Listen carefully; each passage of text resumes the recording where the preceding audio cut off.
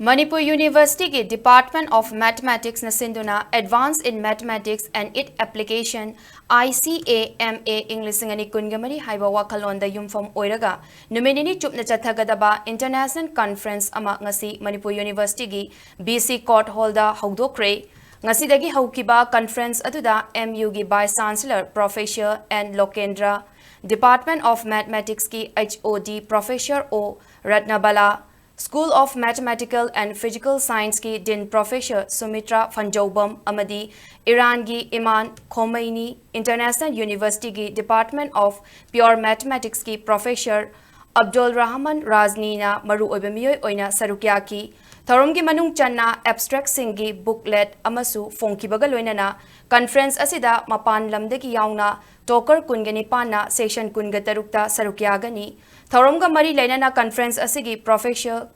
Ngakpigani Conference Asigi Program Convener Professor M. Premjitna Haikibada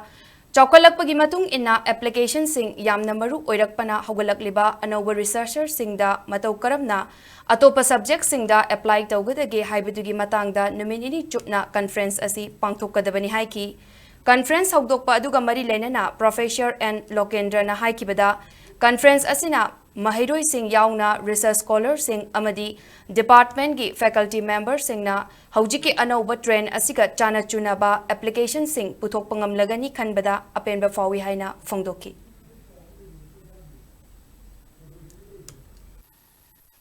This conference would serve as a platform to celebrate the profound beauty and the utility of mathematics in the service of humanity. I am delighted to know that this conference has received funding from the Anusandhan National Research Foundation under the Department of Science and Technology, Government of India. This generous support